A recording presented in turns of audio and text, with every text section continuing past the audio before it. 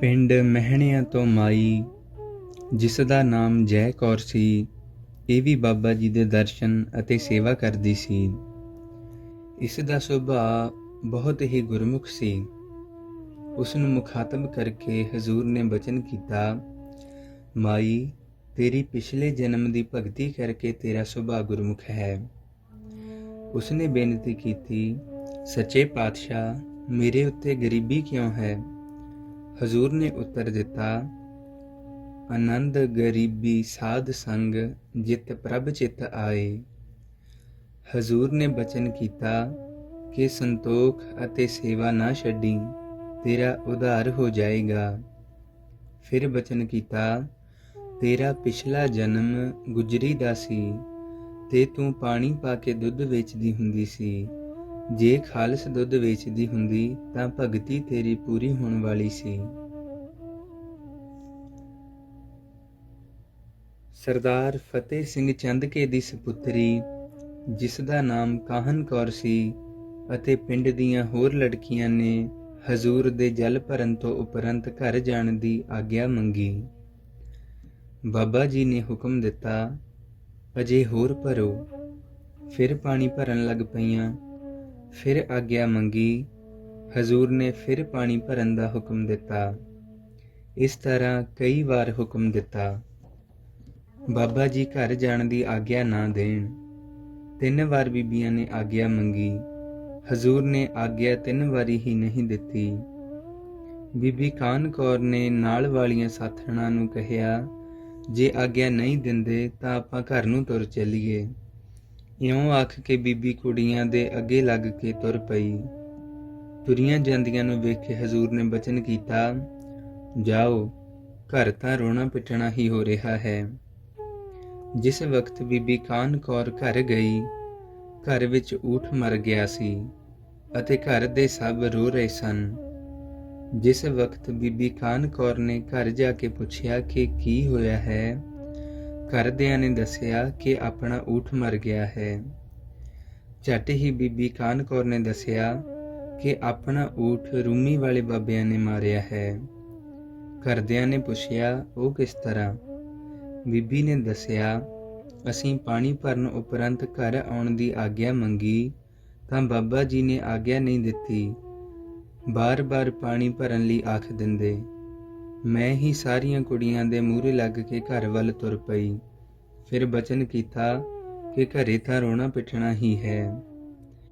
ਇਹ ਗੱਲ ਸੁਣਨ ਉਪਰੰਤ ਭਾਈ ਕਿਸ਼ਨ ਸਿੰਘ ਨੇ ਅਗਲੇ ਦਿਨ ਬਾਬਾ ਜੀ ਪਾਸ ਆ ਕੇ ਸਾਰੀ ਗੱਲ ਦੱਸ ਕੇ, ਲੜਕੀ ਦੀ ਗਲਤੀ ਦੱਸ ਕੇ ਮਾਫੀ ਮੰਗੀ। ਅੱਗੋਂ ਹਜ਼ੂਰ ਨੇ ਬਚਨ ਕੀਤਾ ਕਿ ਕਿਸ਼ਨ ਸਿੰਘ, ਮਾਰੇ ਰਾਖੈ ਏਕੋ ਆਪ, ਮਾਨੁਖ ਕਹਿ ਕਿਸ਼ ਨਾਹੀ ਹਾਥ। ਕਿਸ਼ਨ, ਬੇਫਿਕਰ ਹੋ ਕੇ ਘਰ ਚਲਿਆ ਜਾ।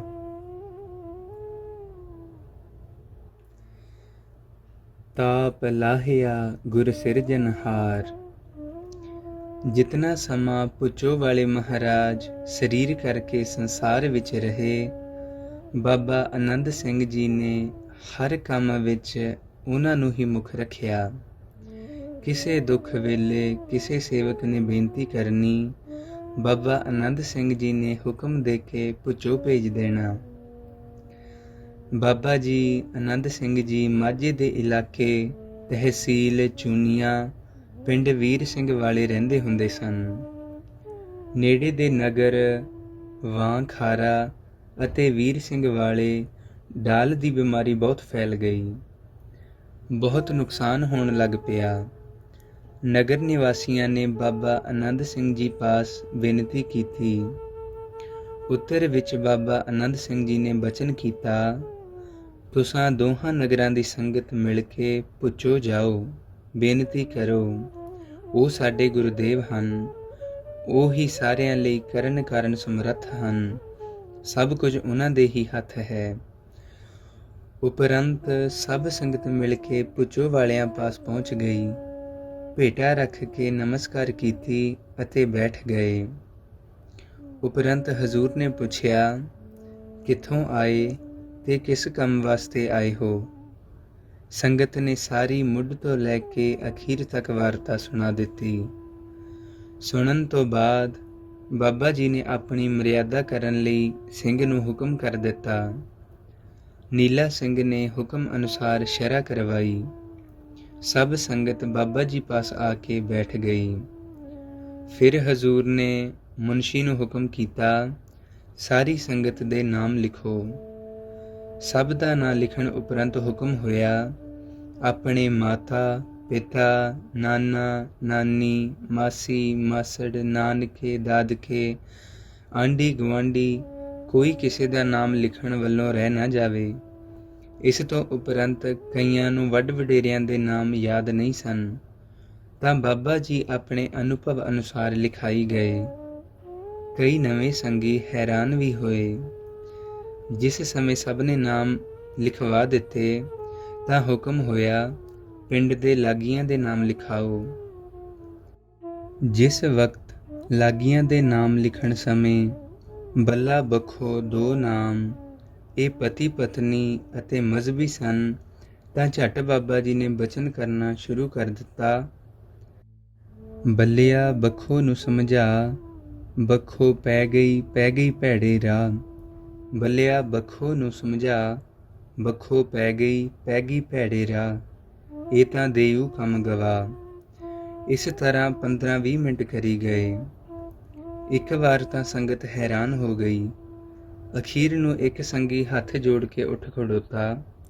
ਉਸਨੇ ਬੇਨਤੀ ਕੀਤੀ ਕਿ ਮਹਾਰਾਜ ਹੁਣ ਤਾਂ ਬਖਸ਼ੋ, ਮਿਹਰ ਕਰੋ। ਸਾਡੀ ਤਾਂ ਬੁਰੀ ਹਾਲਤ ਹੈ ਤੇ ਆਪ ਜੀ ਨੇ ਬੱਲੋ ਤੇ ਬਖੋ ਦਾ ਨਾਮ ਹੀ ਸ਼ੁਰੂ ਕਰ ਦਿੱਤਾ। ਬੇਨਤੀ ਸੁਣ ਕੇ ਬਾਬਾ ਜੀ ਮੁਸਕਰਾਏ। ਇਤਨਾ ਹੀ ਬਚਨ ਕੀਤਾ, ਮਰੇ ਸੋ ਮਰੇ, ਜੀਮਦੇ ਲੋਹੇ ਜੜੇ। ਜਦੋਂ ਤੋਂ ਸ਼ਾਂਗੇ ਮਾਂਗੇ ਦੇ ਸਟੇਸ਼ਨ ਤੋਂ ਗੱਡੀ ਚੜ੍ਹੇ। ਭਾਵ ਕਿ ਜਿਹੜੇ ਮਰਨ ਤੋਂ ਬਚ ਗਏ ਉਹਨਾਂ ਸਾਰਿਆਂ ਦੀ ਦੇਹ ਲੋਹੇ ਵਾਂਗ ਮਜ਼ਬੂਤ ਹੋ ਗਈ, ਅਰੋਗ ਹੋ ਗਏ। ਬਿਮਾਰੀ ਉਸ ਵੇਲੇ ਤੋਂ ਹੀ ਹਟ ਗਈ ਜਿਸ ਸਮੇਂ ਤੁਸੀਂ ਇੱਧਰ ਨੂੰ ਮੂੰਹ ਕਰਕੇ ਤੁਰ ਪਏ। ਫਿਰ ਬਚਨ ਹੋਇਆ, ਜਿਨ੍ਹਾਂ ਦੇ ਨਾਮ ਰਜਿਸਟਰ ਵਿੱਚ ਲਿਖੇ ਗਏ ਸਭ ਦਰਗਾਹ ਨੂੰ ਗਏ, ਕੋਈ ਅਵਗਤ ਨਹੀਂ ਰਿਹਾ। ਉਪਰੰਤ ਸਾਰੀ ਸੰਗਤ ਬੜੀ ਪ੍ਰਸੰਨ ਹੋਈ। ਸਾਰੀ ਸੰਗਤ ਆਗਿਆ ਲੈ ਕੇ ਪਿੰਡ ਨੂੰ ਵਾਪਸ ਹੋ ਗਈ। ਬਾਬਾ ਆਨੰਦ ਸਿੰਘ ਜੀ ਪਾਸ ਸਾਰਾ ਸਮਾਚਾਰ ਸੁਣਾਇਆ। ਹਜ਼ੂਰ ਨੇ ਬਚਨ ਕੀਤਾ ਕਿ ਉਹਨਾਂ ਨੇ ਤੁਹਾਡਾ ਐਡਾ ਵੱਡਾ ਕੰਮ ਸੌਖਾ ਕਰ ਦਿੱਤਾ। ਸੁਗੜ ਰਾਜੇ ਨੇ ਆਪਣੇ ਪਿੱਤਰਾਂ ਦੇ ਉਧਾਰ ਲਈ ਕਈ ਪੀੜ੍ਹੀਆਂ ਤਪ ਕਰਕੇ ਗੰਗਾ ਨੂੰ ਧਰਤੀ ਉੱਤੇ ਲਿਆਂਦਾ ਸੀ, ਪਰ ਉਹਨਾਂ ਨੇ ਤਾਂ ਬਚਨ ਕਰਕੇ ਹੀ ਤੁਹਾਨੂੰ ਕਿੱਡੀਆਂ ਬਖਸ਼ਿਸ਼ਾਂ ਦਿੱਤੀਆਂ ਹਨ। ਗਰਹਿ ਨਿਵਾਰੇ ਸਤਿਗੁਰੂ ਦੇ ਆਪਣਾ ਨਾਉ। ਭਾਈ ਦਰਬਾਰਾ ਸਿੰਘ ਨਾਮ ਦਾ ਸਿੰਘ ਬਾਬਾ ਜੀ ਦੇ ਦਰਸ਼ਨ ਕਰਨ ਆਉਂਦਾ ਹੁੰਦਾ ਸੀ। ਹਰੇਕ ਸਾਲ ਆਉਣਾ। ਜੇ ਦਰਬਾਰਾ ਸਿੰਘ ਦੀ ਮਾਈ ਨੇ ਨਾਲ ਹੋਣਾ ਤਾਂ ਉਸ ਨੂੰ ਸੰਬੋਧਨ ਕਰਕੇ ਬਚਨ ਕਰਨੇ, ਮਾਈ ਇਸ ਬੱਚੇ ਨੂੰ ਦੁੱਧ ਘਿਓ ਦਿਆ ਕਰ, ਦੁੱਧ ਘਿਓ ਵਰਤੇ ਬਿਨਾਂ ਜ਼ਹਿਰ ਨਹੀਂ ਮਰਦੀ। ਹੁਣ ਤੱਕ ਉਹ ਦਰਬਾਰਾ ਸਿੰਘ ਦੁੱਧ ਘਿਓ ਵਰਤਦਾ ਹੈ। ਹੁਕਮ ਅਨੁਸਾਰ ਉਸ ਦੀ ਮਾਤਾ ਨੇ ਵੀ ਦੁੱਧ ਘਿਓ ਉਸ ਨੂੰ ਬਹੁਤ ਦੇਣਾ। ਇੱਕ ਵਾਰ ਦਰਬਾਰਾ ਸਿੰਘ ਤੇ ਉਸ ਦੀ ਮਾਤਾ ਦਰਸ਼ਨ ਕਰਨ ਆਏ। ਉਸ ਦੀ ਮਾਤਾ ਨੇ ਬਾਬਾ ਜੀ ਕੋਲ ਦਰਬਾਰਾ ਸਿੰਘ ਦੇ ਰਿਸ਼ਤੇ ਬਾਰੇ ਬੇਨਤੀ ਕੀਤੀ ਕਿ ਗਰੀਬ ਨਿਵਾਜ ਦਰਬਾਰਾ ਸਿੰਘ ਨੂੰ ਰਿਸ਼ਤਾ ਹੋ ਰਿਹਾ ਹੈ, ਸਾਨੂੰ ਕੀ ਹੁਕਮ, ਲਈਏ ਕਿ ਨਾ। ਹਜ਼ੂਰ ਨੇ ਪੁੱਛਿਆ, ਕਿੱਥੋਂ ਹੁੰਦਾ ਹੈ ਅਤੇ ਉਹਨਾਂ ਦਾ ਗੋਤ ਕੀ ਹੈ। ਉੱਤਰ ਵਿੱਚ ਮਾਈ ਨੇ ਬੇਨਤੀ ਕੀਤੀ, ਮਹਾਰਾਜ ਉਹਨਾਂ ਦਾ ਗੋਤ ਸਮਾਗ ਹੈ। ਤੁਰੰਤ ਹਜ਼ੂਰ ਨੇ ਜਵਾਬ ਦਿੱਤਾ, ਸਮਾਗਾਂ ਦਾ ਰਿਸ਼ਤਾ ਨਹੀਂ ਲੈਣਾ। ਇਹਨਾਂ ਨੇ ਕਦੇ ਇੱਕ ਜਿਉਂਦਾ ਸਾਧ ਸਾੜ ਦਿੱਤਾ ਸੀ। ਤਾਂ ਝੱਟ ਦਰਬਾਰਾ ਸਿੰਘ ਨੇ ਵੀ ਬੇਨਤੀ ਕੀਤੀ, ਗਰੀਬ ਨਿਵਾਜ ਮੈਂ ਤੁਹਾਡੇ ਕਹੇ ਅਨੁਸਾਰ ਹੀ ਕਰਾਂਗਾ, ਐਵੇਂ ਨਹੀਂ।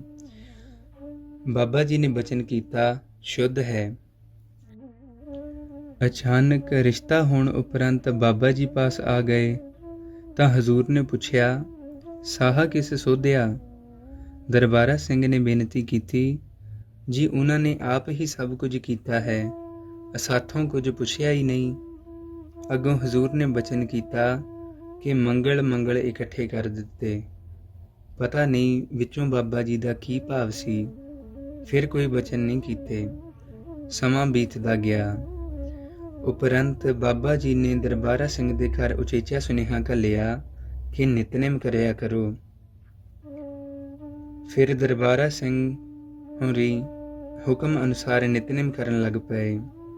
ਕੁਝ ਸਮੇਂ ਬਾਅਦ ਜਿਹੜੀ ਝੋਟੀ ਉਹਨਾਂ ਨੇ ਮੂਰੀ ਵਿੱਚ ਦਿੱਤੀ ਸੀ ਉਹ ਕਿਸੇ ਕਾਰਨ ਮਰ ਗਈ। ਦਰਬਾਰਾ ਸਿੰਘ ਨੇ ਬਾਬਾ ਜੀ ਪਾਸ ਬੇਨਤੀ ਕੀਤੀ। ਅੱਗੋਂ ਬਾਬਾ ਜੀ ਨੇ ਹੁਕਮ ਕੀਤਾ, ਜਿਹੜਾ ਗ੍ਰਹਿ ਸੀ ਉਹ ਟਲ ਗਿਆ, ਸਭ ਸੁੱਖ ਰਹੇਗਾ। ਬਚਨ ਅਨੁਸਾਰ ਅੱਜ ਤੱਕ ਸਭ ਆਨੰਦ ਹੈ।